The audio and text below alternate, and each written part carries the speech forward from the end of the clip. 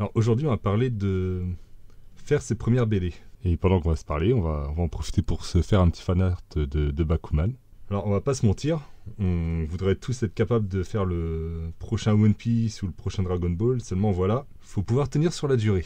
Le fait est que vouloir se lancer sur une longue série comme ça, sans rien avoir accompli au préalable, c'est le meilleur moyen d'abandonner et de se retrouver avec un nombre incalculable de débuts d'histoire. D'ailleurs, les mangaka stars, ils n'ont pas commencé directement sur les séries longues, mais plutôt sur des one-shots, c'est-à-dire des récits qui se terminent en un tome, voire moins. Tes premiers récits devront donc être courts, ça semble impératif dit comme ça, mais ça permet de créer plusieurs récits, de tenter plusieurs choses et surtout d'avoir des projets terminés. Et ça fait du bien à l'ego. Tu peux commencer par des récits courts, genre entre 5 et 10 planches, tu peux même descendre à 4 cases. Ah ouais, 4 cases, je déconne pas, on appelle ça des récits de type Yonkoma. Donc tu peux chercher par exemple War and Peace sur Instagram pour voir à quoi ça ressemble. J'en ai aussi fait quelques-uns, fut un temps, histoire de m'entraîner un petit peu, c'est vraiment sympa. Et petit fait intéressant, si tu souhaites participer à des concours, il est généralement demandé de réaliser un one-shot, c'est-à-dire quelque chose qui va faire entre 10 et 20 planches. Tu viens déjà de me dire que tu as toutes tes idées, etc.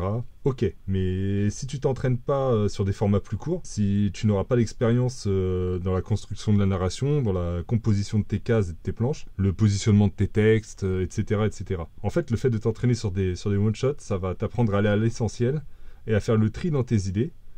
Parce que rien n'est pire que de lire un récit et de se dire que l'auteur étire trop ses scènes à coups de détails inutiles. Et le projet court va te forcer à trier de toute façon parce que tu n'auras pas la place pour le superflu. Alors il va de soi que ton one-shot, il doit avoir une vraie fin avec tous les arcs narratifs conclus. Le héros a soit atteint son objectif, soit échoué définitivement. Il n'y a pas de seconde chance. Avec de l'entraînement, tu pourras augmenter le nombre de pages et pourquoi pas multiplier les personnages et les lieux. Et une fois que tu seras à l'aise avec la production d'un tome entier, entre 150 et 200 planches, il sera temps, si tu en as envie, d'envisager de travailler sur une série plus longue. Donc tu l'as compris, dans la création de bandes dessinées, de mangas, de comics, ce que tu veux, c'est un peu comme dans tout, on peut pas se lancer comme ça de but en blanc. L'important c'est de s'entraîner, de faire des récits courts, de tenter, de poster. T'as pas mal de plateformes qui te permettent de faire ça. T'as Short Edition, t'as le site Manga Draft, il y en a pléthore d'autres. Et n'hésite pas aussi à participer à des concours. Manga Draft en fait chaque année en partenariat avec XPPen. D'ailleurs, ce sera bientôt puisque les concours normalement c'est vers le mois de mai ou juin si je dis pas de bêtises. Donc n'hésite pas à aller faire un petit tour, regarde sur les réseaux quand aura lieu le prochain concours. Tu as aussi le site Silent Manga Audition, donc qui fait 2 concours par an, si je dis pas de bêtises.